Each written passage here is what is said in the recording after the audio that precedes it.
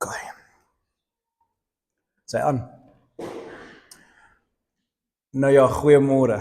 Dit is regtig lekker om mekaar te wees hier aan die einde van Mei en ons is deur die 60 dae, nê, die 60 dae van Christendom. Ietsie was dit vir hierdie jaar net verby jou gevlieg het. Dalk miskien as jy aanlyn kyk en dit was net hier en verby, dan onthou om dit 'n punt te maak volgende jaar. 60 dae van intense kyk na Christendom, nê, van Palm Sondag al die pad deur tot Pinkster. En daai 60 dae wat ons Christendom vorm, en dis die storie wat ons vertel. Ons vertel die storie van Palm Sondag tot Pinkster. En dis ons storie. En ja, alles anders kleur dit net in. En dis mooi. Dis waar sy verbond lê. So dis goed. En so vanoggend wil ek net vir julle 'n gedagte bring in my hart. Nou, dit is gevaarlik soms om my vriend te wees, want soms sê julle net iets, of iemand sê net iets, of iemand gaan deur iets, of getuig oor iets, en dan steek dit so vas in my hart, dat die Here dit so in my hart druk, dat dit alles waaroor ek kan dink, en dan preke om dit gaan vorm. So iets wat gebeur het met my, byvoorbeeld donderdag aand daar in Blyfdale, kom Annetjie na my toe gestap, en sy vertel vir my, Mia, as we hierdie week, die hele week in die hospitaal, is nogal 'n storie om 'n kind te hê wat elke maand 'n week lank in 'n hospitaal is. En dan praat ons nie van die ander hospitaalbesoeke of dokters tussenin en alles nie, nê. En hulle het 'n dokter en hulle ken hulle dokter goed, is al jare. Hulle stap met die dokter 'n pad, hulle het die dokter se selfoonnommer, hulle bel die dokter vir enige iets, en hulle het 'n baie diep en sterk verhouding en praat met baie lof oor die dokter. En in die week wat verby was, stuur iemand, 'n vreemdeling, belangrik om die konteks te verstaan, 'n vreemdeling, 'n persoon net op 'n chatgroepie wat mense vir haar bid of wat ook al, wat die siekte kommunikeer. 'n Vreemdeling stuur 'n boodskap aan hierdie familie wat nou al vir jare deur hierdie moeilikheid stap met hulle dokters. Stuur 'n vreemdeling 'n boodskap wat sê: "Julle moet 'n ander dokter kry. Julle dokter is 'n baie slegte dokter. Hy's ongeskik en ons het 'n ander dokter gekry en dinge was net beter van daar af. Julle moet 'n ander dokter kry." En is vir my fascinerend die emosie wat dit losmaak wanneer iemand ietsie sê en nie konteks het nie die persoon ken nie die omstandighede ken nie, maar sommer net ietsie sê. Nou moet hierdie familie sommer net 'n nuwe dokter gaan kry. Sommer net want hierdie vreemdeling sê so.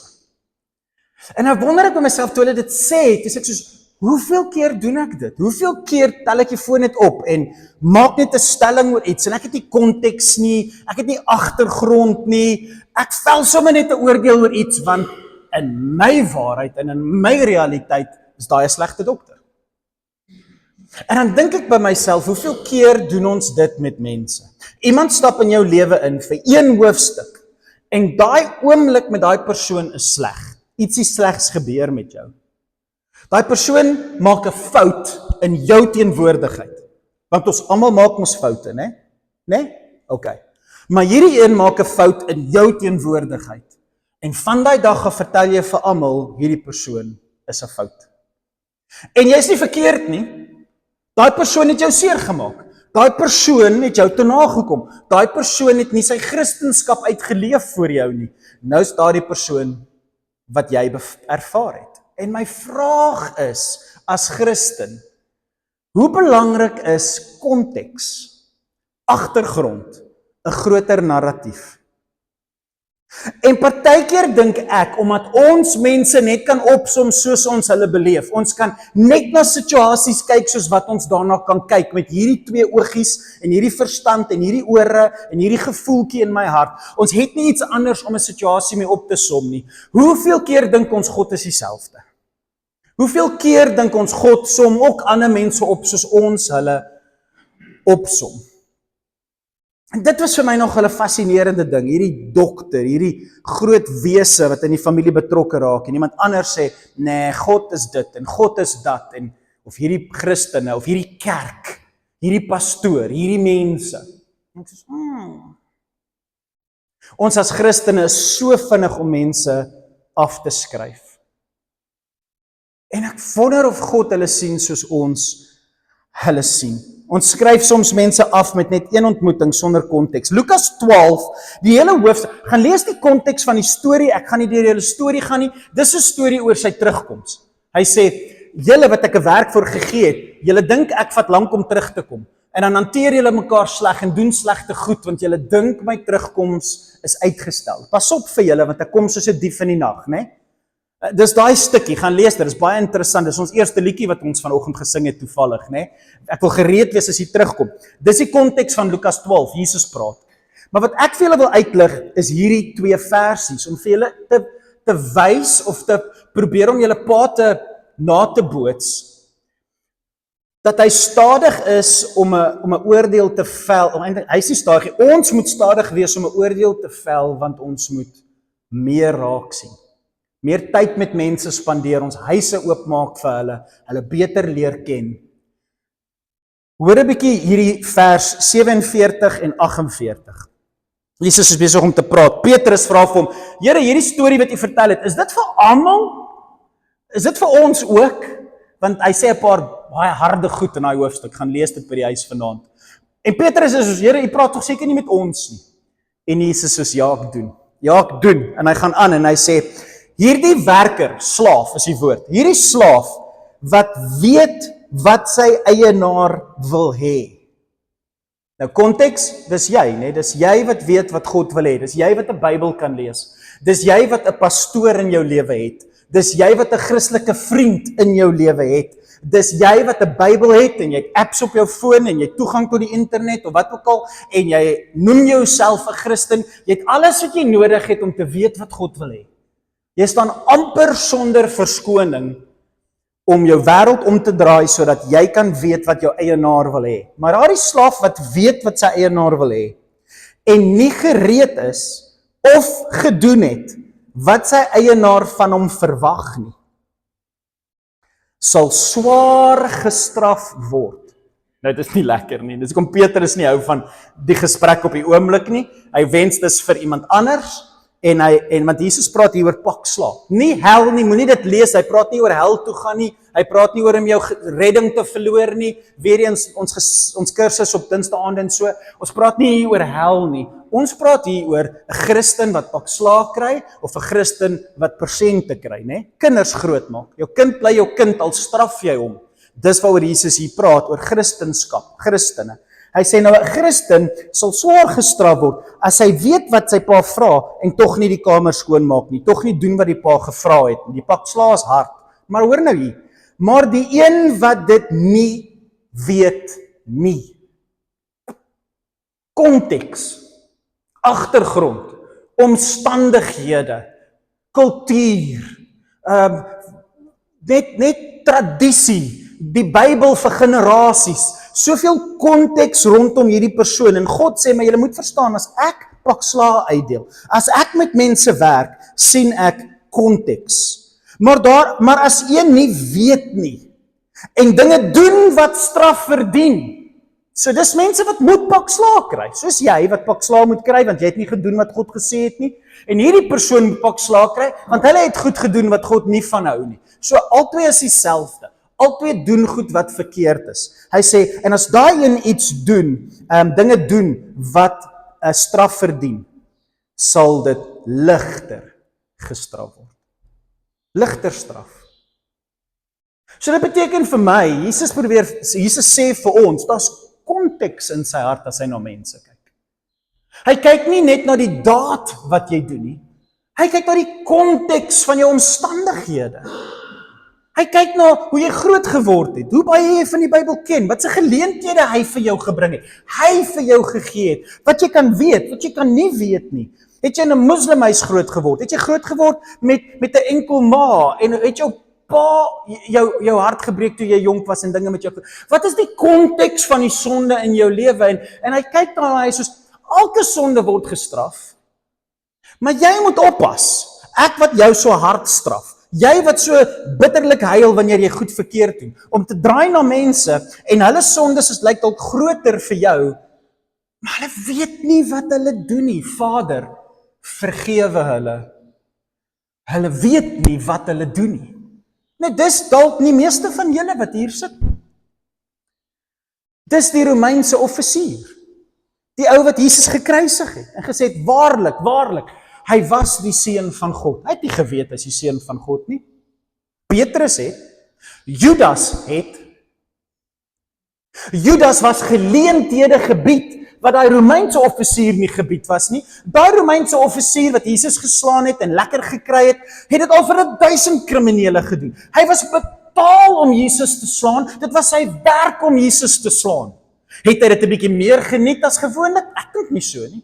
Ek dink dis wat hulle gedoen het met laaggemene skurke. Grappies met hulle gemaak. O, jy het gedink jy's 'n groot man. Jy het gedink jy kan mense doodmaak en doen wat jy wil. En hulle spot 'n bietjie met die kriminele. Hy het dit al 1000 keer gedoen. Jesus was net nog 'n mens. Wat het Jesus met 'n Romeinse offisier te doen?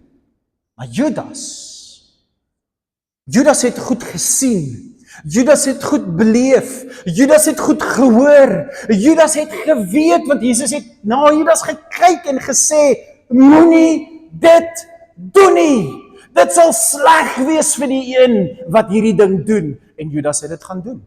Sy straf was ultimate. Sy straf was ewig. Die Romeinse offisier is anders. En jy kan nie sê, maar albei het Jesus verraai nie, want daar is stories in die Bybel wat vir jou wil wys, en dit het ek weer woensdagoggend by Hendrik se selgroep net weer beleef, toe ons na die boek hoofstuk in Johannes kyk, en Judas en Petrus word vergelyk met mekaar. Die straf is anders. En as ons as Christene dit nie verstaan nie, gaan ons onsself afskryf, lank voordat, ons gaan onsself afskryf, want ons verstaan nie God sien groter prentjies raak. Hy gaan aan nie, hy sê, die laaste vers, en dis vir my die groot vers, hy sê, dis nou vers 48, van elkeen aan wie baie gegee is, sal baie geëis word.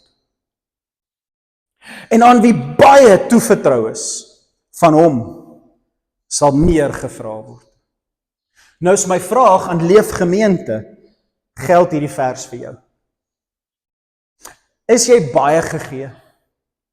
Is jy bevoorreg om, en jy voel dalk nie so nie, wees net eerlik met jouself, om in hierdie gemeente te wees? Is jy bevoorreg om nie te moet stoei oor konsepte soos tiende, en name op lysies, en diens in kerk, en al hierdie is jy bevoorreg om te kom, en net te groei en te leef, en te sê, Here, wat wil U van my hê? Is jy bevoorreg in hierdie gemeente? Is jy bevoorreg om 'n vriend te hê wat 'n selgroep in sy huis oopmaak? Is jy bevoorreg om 'n kring van Christene te hê wat jy ken? Is jy bevoorreg? Was jy baie gegee? Het jy groot geword in 'n Christelike huis? 'n Huis waar die Bybel geëer was en gerespekteer was? Het jy in so 'n huis groot geword?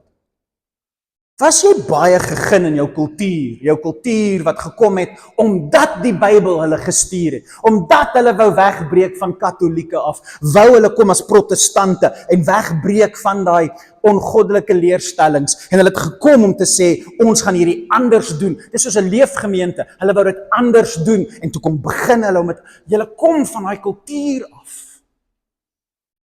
Hoe bevoorreg is jy? En as elkeen vir wie so baie gegee is, jy moet verstaan hoe Jesus dan na jou kyk, want hy kyk na alles wat jy gegee is, en sê, ek gaan 'n bietjie meer van jou eis. Hy gaan kyk na absoluut alles wat hy vir jou mee toevertrou het.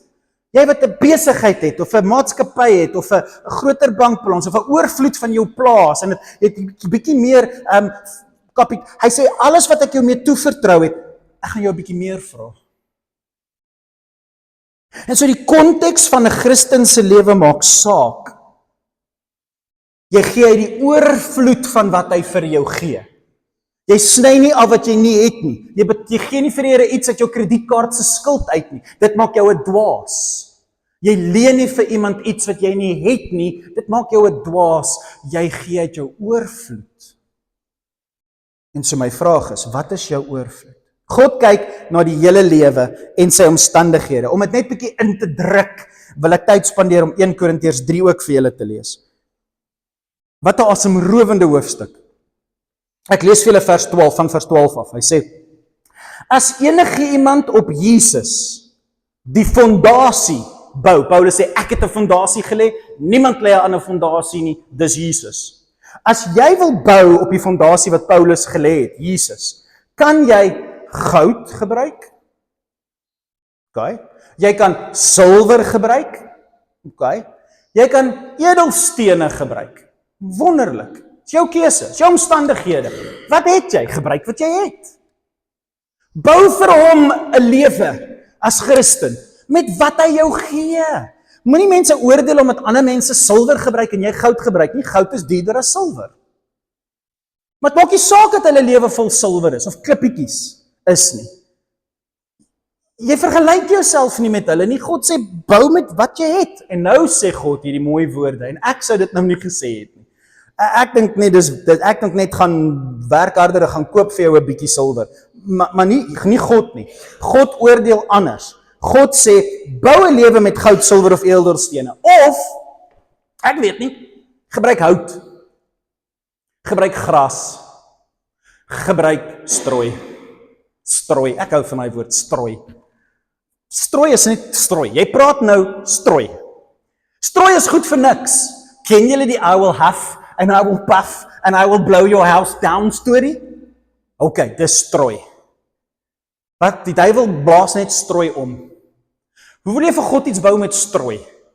Ek oordeel almal wat met strooi vir God iets doen. Hy's heilig, hy's God, hy maak die sterre. Wie dink jy is jy om vir God 'n huis van strooi te bou? Jou niks werd. Hoe lank is jy al 'n Christen en jou huis is nog steeds strooi?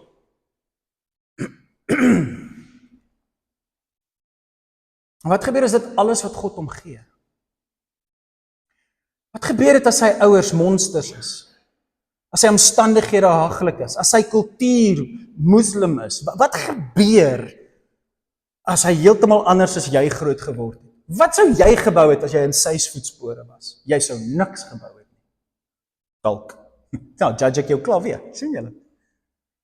Die kans is groot jy sou niks gedoen het nie. Opgegee het.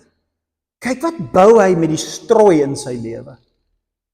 En dan gaan hy aan en sê bou met wat jy in jou lewe het en moenie laat ander mense jou konteks vergeet en vergeet wat jy het nie. Ek wil hê jy moet vir my bou want God sê hierdie woorde. Hy sê van strooi gaan nie staan nie. Die wolfie gaan dit platblaas. Verwoesting is groot wanneer jy groot word in omstandighede waar jy nie 'n ma en 'n pa het nie en jou lewe is nie goddelik nie en jou ouers gee nie vir jou voorbeeld. Dis 'n baie moeilike lewe om groot te word en seksueel losbandig te wees en te mekaar te wees oor jou identiteit en goed. Dis 'n baie moeilike wêreld as jy jouself gee vir die politiek van ons tyd en dat my velkleur bepaal iets en al hierdie nonsens daar buite. As jy jou hart vir die goed gee, is dit so moeilik om vir God te leef en te skyn met goud. En so as jy jou lewe gee met wat jy jou na toe lê, gaan dit so seer maak. En hy sê dit en dan gaan hy so mooi aan, dan sê hy dit en hy sê daar kom egter 'n dag wanneer die kwaliteit van elkeen se werk aan die lig sal kom.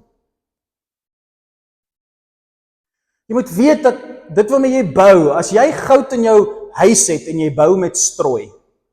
Dis daai eerste stukkie wat ek gelees het in Lukas, nê. As jy baie gegee word en jy bou met min. Jy moet net weet, daar kom 'n dag wat ek gaan toets wat jy bou. En as jy bakstene gegee was en jy het gebou met gras, ek gaan alles kom toets na mate wat jy gegee is, hoe jy gebou het. En dan skryf hy hier, en sê hy, daar kom 'n dag wanneer elkeen se kwaliteit van die werk aan die lig sal kom.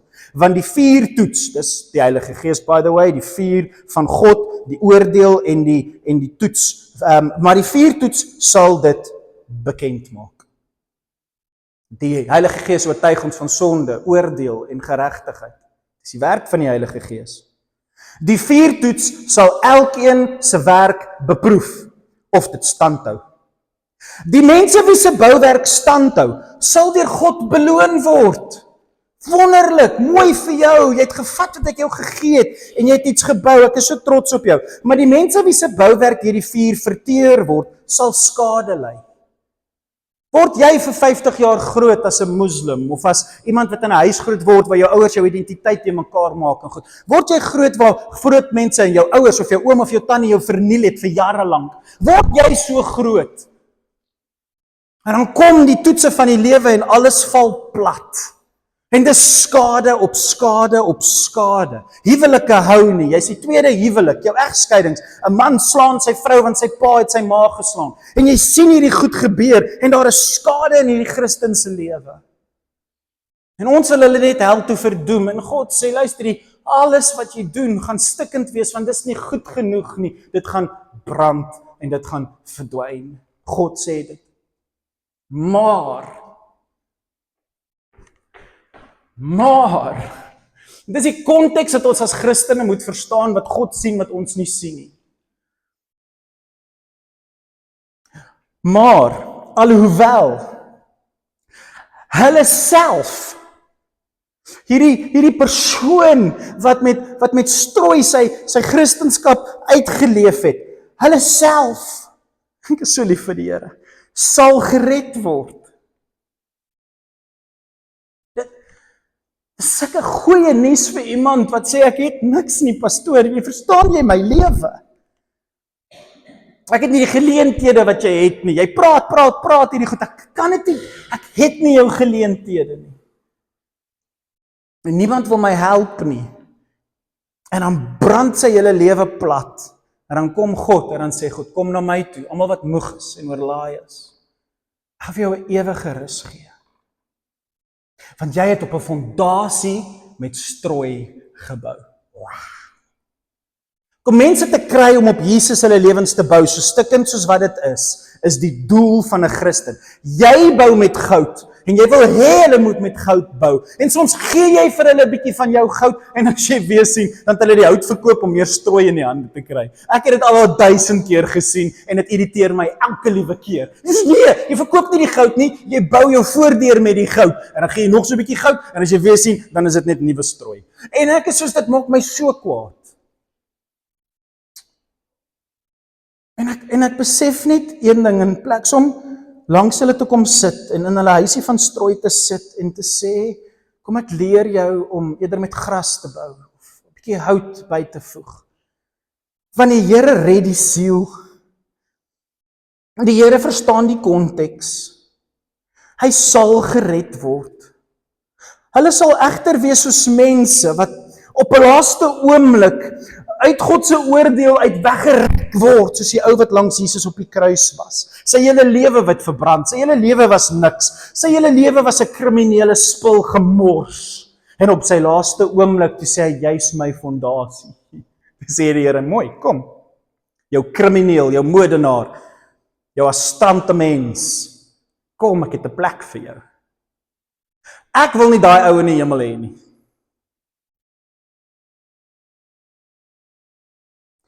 En die Here begeer dat almal gered moet word en dat niemand verlore moet gaan nie. Dis sy konteks, dis hoe die Here na mense kyk.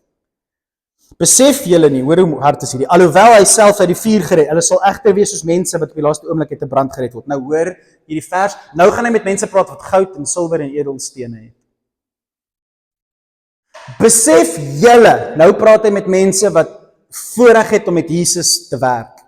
Besef julle nie, dat julle almal saam die tempel van God uitmaak, en dat die Gees van God in julle as sy tempel woon nie.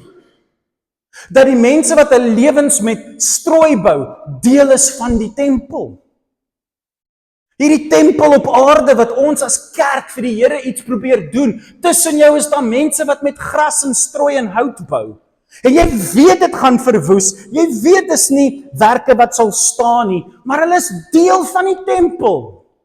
Hulle is deel van die uitverkorenes, hulle is deel van die kerk, die eklesia. Hulle is so belangrik in die kerk, want dis waar ons genade die duidelikste sien. Hulle gaan ook gered word. Hulle is ook welkom. Al is wat hulle doen stikkend, en dit maak ons seer, en dit bring konflik in ons lewens. Hulle is saam met ons die tempel van God. En die Gees woon ook in hulle. Die Gees woon nie net in tempels wat Salomo gebou het nie, dis die punt, dis hoekom God die tempel kom verwoes het. God woon nie net in tempels van goud nie. Hy woon ook in tempels van strooi. Kan jy dit glo? Dat God in tempels van strooi sal kom bly, gaan my verstand te bowe, want hy is die God wat die heelal skape. As iemand die tempel van God, dan kom beskadig. Voor die vuurtoets, voor God se oordeel, as ons kom oordeel vel, as ons daai persoon wegjaag van die koninkryk af, as ons daai persoon laat skade berokken, wetend, jy doen dit as prins. Ek dink nie jy hoort hier nie, ek dink nie hierdie is jou plek nie, ek dink nie en jy maak iemand voel asof God hulle nie kan red nie, want hulle is te stikkend om gered te word. As jy so iemand beskadig, sal God jou skade aandoen. Wow. As jy iemand wat met hooi en strooi en stoppels en so iemand net wegjaag, as jy so 'n persoon skade aandoen, sal God jou skade aandoen. God se tempel is immers heilig en julle almal is daardie tempel. Wow. En so net om julle huis toe te stuur met 'n storie, net konteks wat vir my net uitgestaan het toe ek hiermee gaan stoei, is Petrus, want hy het die beste verstaan, né?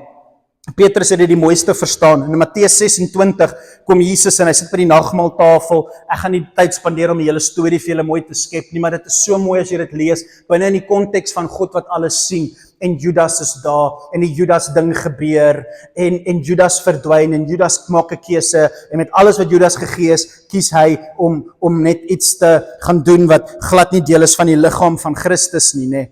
Wat nie deel is van die tempel nie, en hy gaan doen sy eie ding, en hy verdwyn. En Jesus draai om na die ander 11 disippels wat daar sit. Nie Judas nie, Judas is nou weg. En hy draai na sy ander 11 toe, en ek oordeel Judas, né? Maar hy draai na die ander 11 toe, en hy sê vir die ander 11 wat met goud en silwer en edelstene kan bou as hulle wil. Hy sê vir hulle in vers 31 van Matteus 26, julle sal almal in hierdie nag van my afvallig raak. Nie net Judas nie. Nie net die ou wat hel toe gaan nie. Nie net die ou wat kies om hel toe te gaan nie. Nie net die ou wat kies om weg te beweeg van wat God doen nie. Nie net hy nie. Ons almal sal afvallig raak. As ons nie bly God sien konteks nie. Petrus natuurlik spring op en hy soos al hierdie disippels, al hierdie, dis belangrik want Jesus gaan later daai woorde vir hom terugbring. As al hierdie mense jou verraai, sal ek dit nie doen nie. Mooi. Jy het sopas gesê jy het nie Jesus nodig nie, maar okay.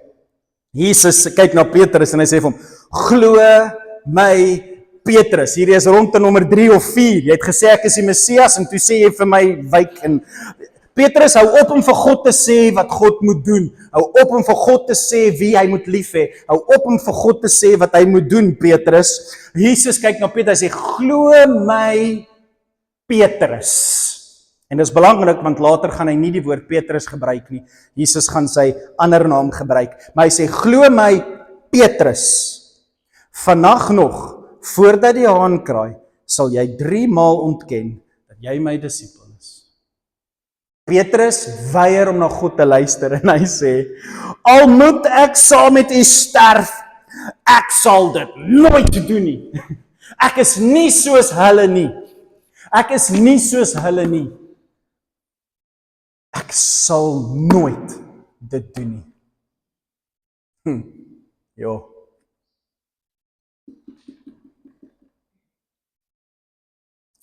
Twintig versies later, julle ken die storie.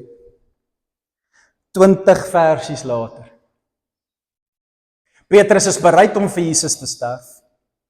Julle wat hier sit, baie van julle, in julle hart en in julle dade, is julle bereid om vir Jesus te sterf, want julle het goud, en julle het silwer, en julle het edelstene. Van julle sal vir 'n kontrak nee sê.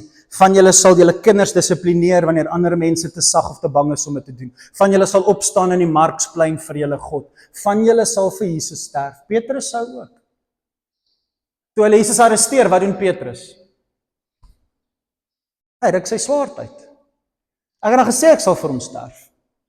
En hy staan voor 'n klomp soldate en hulle het ek dink 2 swaarde by hulle. Hy haal sy swaard uit. As ek vandag sterf ons, dan sterf ons papi, wie's met my? Vandag sterf ons hier saam met Jesus.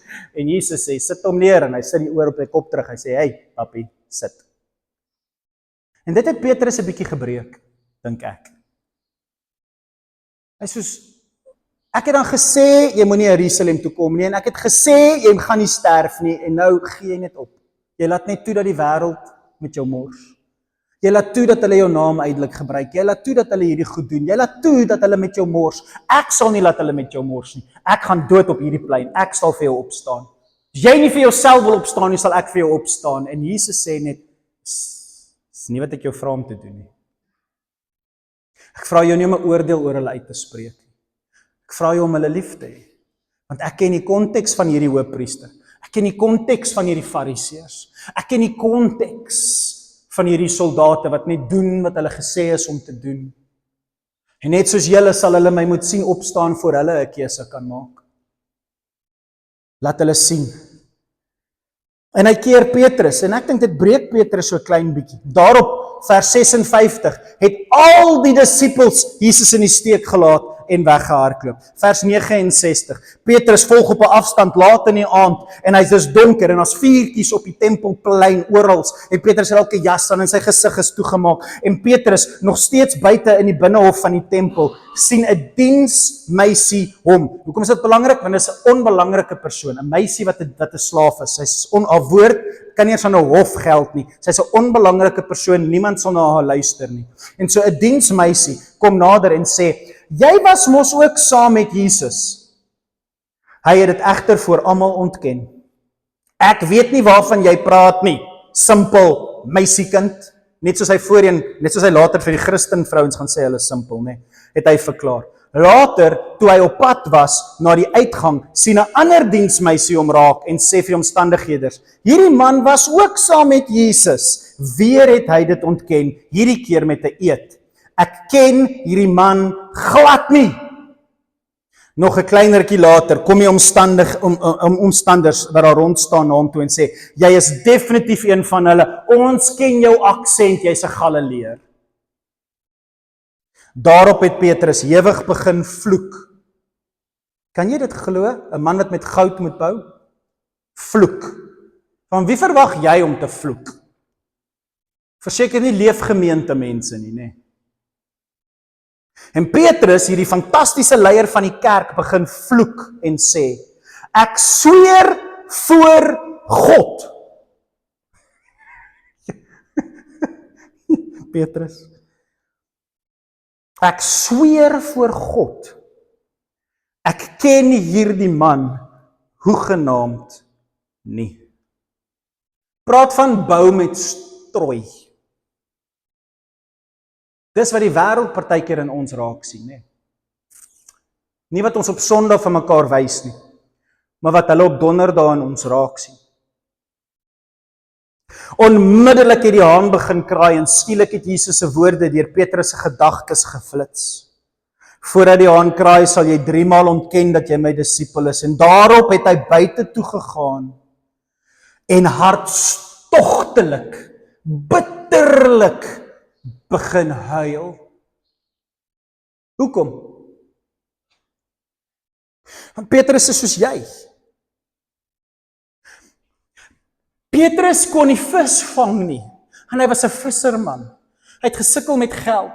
En toe kom Jesus en hy maak sy nette so vol dat sy vriende se bote oorgeloop het. God seën sy besigheid. God doen vir hom 'n wonderwerk in sy maatskappy. God gee vir hom geld. God seën hom so ryklik. Hierdie Petrus sien die wonderwerke en hy loop op water. Petrus is daar wanneer 'n gesprek gevoer word met Jesus en die Ou Testament, Moses en Elia. Petrus is daar wanneer Jesus in die privaat, waar net 3 mense dit sien, Jairus se dogter uit die dood opwek, lank voor Lazarus uit die dood opgewek was.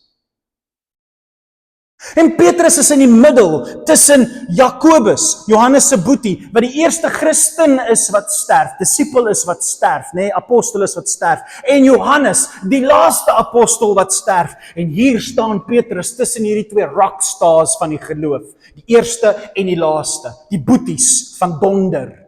En Petrus staan tussen die twee van hulle.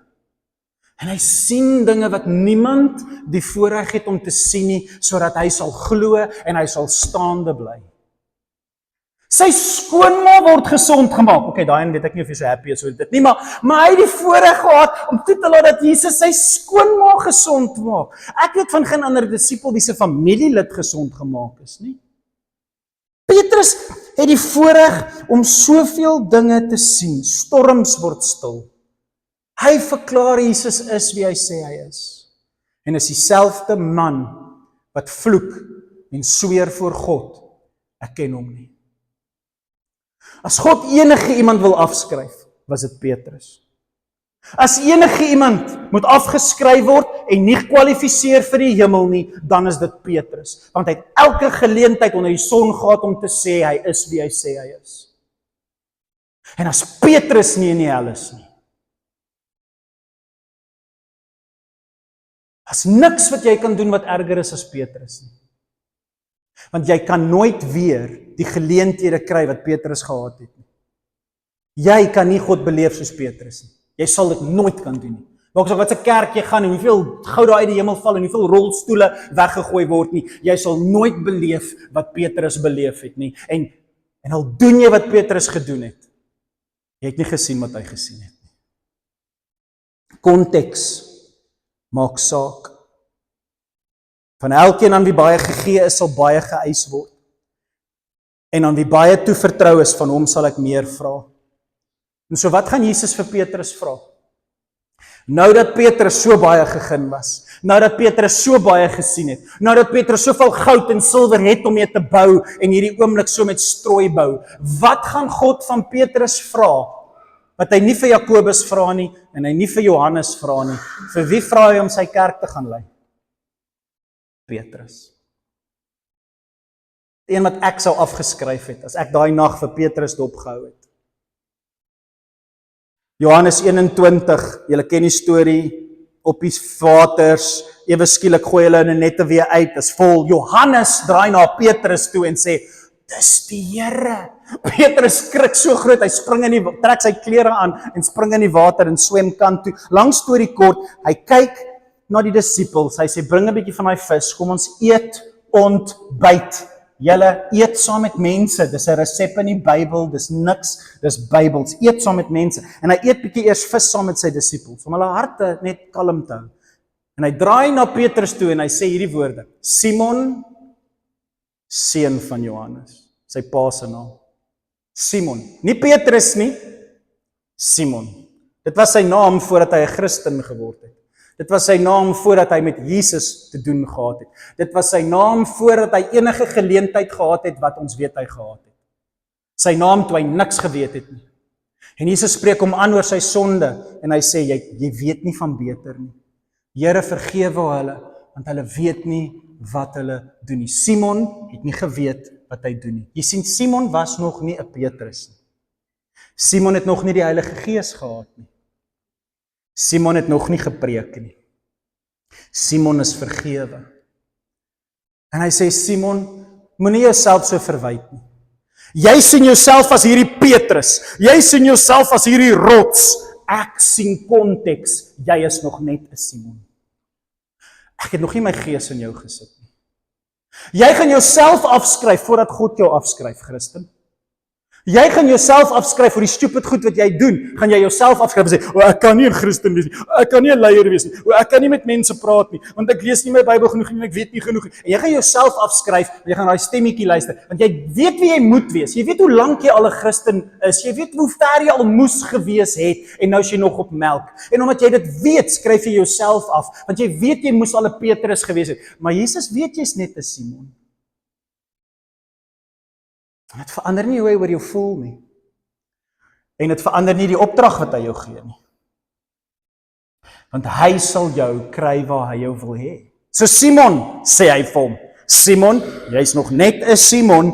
Simon, het jy my baie lief, meer as hulle? Here, ek het U liewer as almal. Het jy my lief, baie liewer as hulle? Julle agape phileo ding, né? Het jy my lief meer as hulle? Here, U weet alles. Dis die titel van my preek. Jy moenie vergeet nie. Hy weet alles. Hy ken die agtergrond, hy ken die konteks, hy ken jou hart. Hou op, luister vir die man in die spieël en luister vir die man wat leef. Hy weet alles en hy bly lief vir jou. Hy weet jy het hom gevloek en gesweer vir God en hy weet wat jou vrou seer gemaak. Hy weet wat jy in jou vorige huwelik gedoen het. Hy weet wat jy in daai besigheidskontrak gedoen het. Hy weet wat jy doen as niemand kyk nie. Hy weet. Hy weet. En hy sê nie dis okay nie, dis 'n preek vir 'n ander dag. Die punt is net hy ken jou en hy roep jou nogtans. Ek weet, U weet alles. U weet ek het U lief. Jy sien, Petrus het die Here vervloek, maar in Petrus se hart was hy lief vir God. Judas het Jesus vervloek en in sy hart was hy nie lief vir God nie. Jy sien, God weet. God ken die konteks. God ken die omstandighede. God kyk nie na jou sonde nie, hy kyk na jou lewe, hy kyk na jou. Hy sien jou, jy sien jou sonde, hy sien jou, hy het jou lief, want jy het hom lief. Al voel dit nie soms so nie. En so die Here kyk na 'n man wat die slegste ding gedoen het en die meeste gegin was. En die Here sê vir hom, ek gaan baie van jou eis, Petrus, so jy gaan voer my skape. Jy gaan doen nou iets met wat ek jou gegee het, so stikkend soos wat jy is, so vol strooi soos wat jou laaste aksie was, gaan en doen dit vir my. So, 'n Fariseer sien een fout in jou lewe en hy skryf jou af. Jy sien jou grootste foute en jy skryf jouself af. Jesus sien al jou sonde en hy skryf jou naam op die palm van sy hand. Dis Christendom. Hy skryf jou naam op die palm van sy hand en hy sien alles. Jy kan vir mamma gaan roep asseblief. So Petrus skryf 'n versie aan die einde van sy lewe. Nou hy 'n pastoor geword het en hy het gaan doen wat God hom gevra het en hy het sy trots in sy agtersak gesit en hy was nie perfek nie. Julle weet Paulus het hom uitgetrap. Julle weet hy was skynheilig. Julle weet na hierdie het hy nog die Christelike vrouens sleg gesê. Julle weet Petrus was alles behalwe 'n perfekte man. Maar hy het gedoen wat God gesê het. En sy werk sal getoets word en dit sal staan. En so aan die einde skryf hy 'n briefie. En hoor wat skryf hy. Die Here het gesê, gaan voer jy my skape, né? Petrus, jy het afgedwaal, gaan voer my skape. Hoor wat skryf hy vir ander Christene in sy ou dag, voordat hy sterf. 1 Petrus 2 vers 25, dis die einde van daai hoofstuk. Hoor hoe mooi is dit. Jesus, hy het self ons sondes in sy liggaam aan die kruis gedra. Hy het jou naam op die palm van sy hand gegraveer. Jy hoef nie jou sonde te dra nie, hy dra jou sonde. So is ons vry van ons sonde. Jy kan deel wees van die kerk. Jy kan deel wees van die tempel wat aan die Heilige Gees behoort. Kom wees deel daarvan. Ek weet jy het sonde, kom laat hy aan jou werk. Want hy dra jou sonde in sy liggaam. Jy is vry van die oordeel. Nou kan ons lewe, omdat God ons verhouding met hom herstel het. Kom Petrus, kom stap 'n bietjie saam met my. Deur sy wonde is julle genees. Ek praat van jou kondisie, nie jou posisie nie. Hierdie kondisie van jou hart het jou posisie kom herstel. Dis nie jou liggaam nie, net jou gees. Deur sy wonde is julle genees. Julle was immers verdwaal soos skape. Petrus weet presies hoe dit voel. Julle was verdwaal soos skape, maar nou het julle teruggekeer. Nou het julle teruggekeer na die herder. Hy bewaar julle siele. Petrus, gaan voer my skape, hulle sit sonder herders. En dis wat Petrus doen. Dis presies wat Petrus doen. Jy vang hom op sy einde, en wat doen hierdie man wat God vloek en sweer en al hierdie terrible goed? Hy vertel mense, kom skapies, kom terug na julle herder. So leef gemeente. Ek weet nie of jy of iemand wat jy ken hierdie moet hoor nie. Maar God weet alles. En hy weet of jy hom liefhet. En as jy hom liefhet, keer terug na hom toe. Doen wat hy sê met wat hy jou gegee het. Moenie laat ander mense jou oordeel nie. Laat ander mense jou net help. Ons gaan 'n liedjie sing. En ek wil jy moet daar sit en ons het hom al baie gesing. Hierdie liedjie kom uit Psalm 139 uit, woord vir woord basies. En hierdie Psalm sê presies wat hierdie boodskap gesê het. Dawid het dit ook verstaan. Mag hierdie Psalm jou bedien en mag jy werklik verstaan, dis die God wat ons Sondag oor praat. Dis die evangelie wat ons vir mense moet gaan gee. Die bedeling van versoening is in ons hart. Luister na hierdie lied.